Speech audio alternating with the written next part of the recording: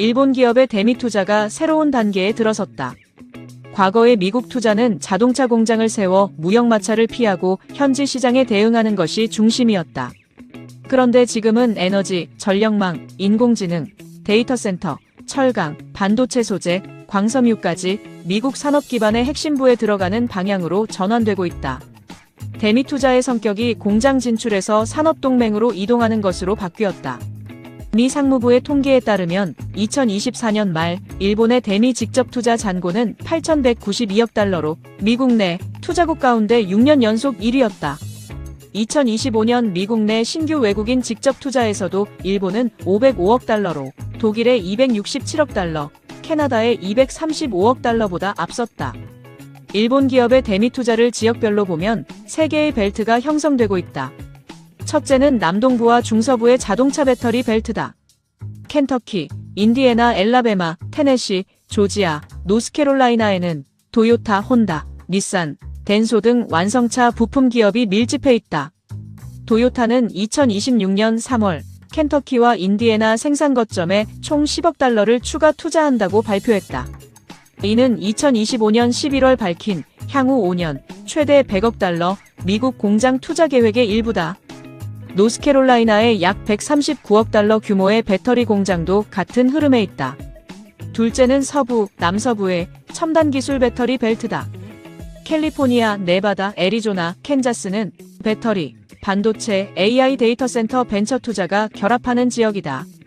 파나소닉은 네바다와 캔자스에서 배터리 생산을 확대하고 후지쿠라는 AI 데이터 센터 수요에 대응해 일본과 미국에서 광섬유, 광케이블 생산 능력을 대폭 늘리려 한다. 셋째는 텍사스와 루이지애나를 중심으로 한 에너지, 화학, AI 전력 인프라 벨트다. 미쓰비시 상사는 루이지애나주 헤인즈빌 가스전 자산 확보에 약 75억 달러를 투자했고, 젤화는 헤인즈빌 가스전과 텍사스 프리포트 LNG 사업에 참여하고 있다.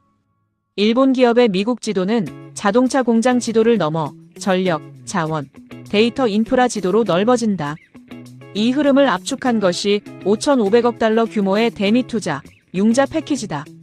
이는 미일 관세 협상과 산업 정책이 결합된 정치 경제적 프레임이다. 대상은 반도체, 핵심 광물, 의약품, 에너지 인프라, 조선, 전력망, 원전, 소형 모듈 원자로, 광섬유, 전력기기 등이다. 1차 프로젝트로 거론된 오하이오 가스화력 발전은 사업 규모 333억 달러, 발전 규모는 9.2기가와트에 이른다. 2차 프로젝트로 거론된 SMR 투자는 에너지 AI 안보 지형도를 명확하게 보여준다. 최대 650억 달러를 투자해 AI 데이터 센터의 전력 수요를 넘어 차세대 원전의 글로벌 표준과 공급망을 미국과 일본이 공동 독점하겠다는 전략의 일환이다.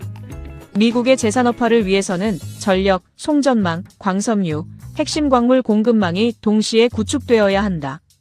일본은 바로 이 물리적 산업 인프라를 공급할 기업군을 갖고 있다. 일본 기업은 미국 사업의 수익성과 제도적 위험을 검토하며 시행착오를 축적해왔다.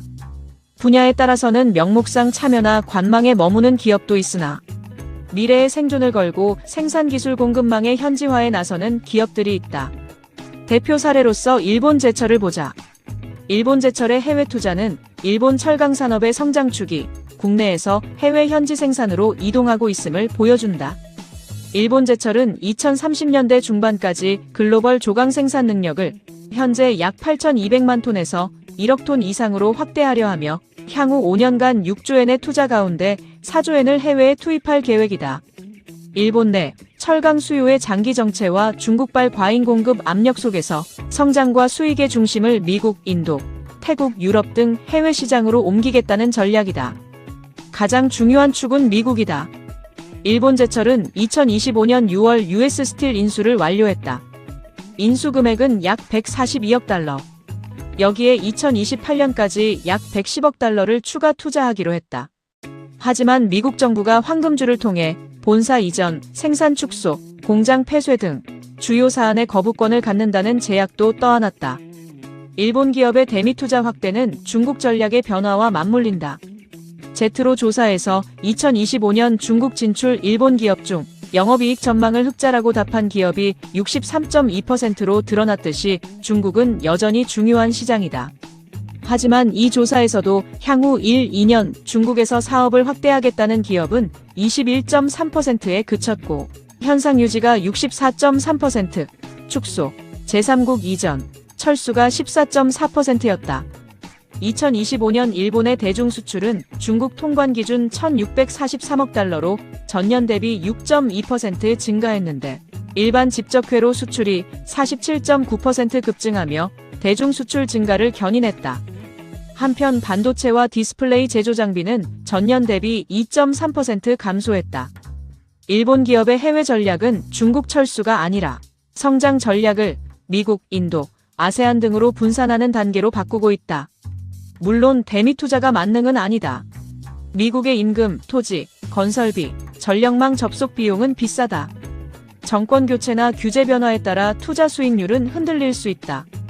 5,500억 달러 패키지는 국제협력은행, 일본 무역보험, 민간 금융기관의 융자와 보증이 결합한 국가 주도형 구조다. 손실이 발생하면 그 부담은 일본 기업뿐 아니라 정책 금융과 납세자에게도 돌아갈 수 있다. 원전 투자에서는 사고 시 배상 책임, 수익 배분, 단기간 자금 마련 의무도 쟁점이다. 일본은 미국을 단순한 시장으로 보지 않는다. 에너지, 전력망, 철강, 자동차, AI 데이터 인프라를 묶어 미국의 재산업화 흐름에 올라타고 있다. 해외 수익이 국내 연구개발, 부품 공급망, 중소기업 수주로 환류된다면 이는 국부 유출이 아니라 산업 외연 확장이 될 수 있다. 반대로 일본 기업이 단순 공급자나 금융 부담자로 머문다면 국내 제조 기반 약화와 재정 리스크만 남을 것이다. 한국도 대미 투자에서 어느 지역에 어떤 산업을 배치할 것인지, 전력, 인력, 물류, 금융을 어떻게 묶을 것인지, 중국 사업과 미국 사업의 역할을 어떻게 나눌 것인지 전략적 고민이 필요하다. 그러나 전략 소재, 방산, 에너지, 전력망과 연결된 산업 기술까지 해외로 밀려나게 해서는 안 된다.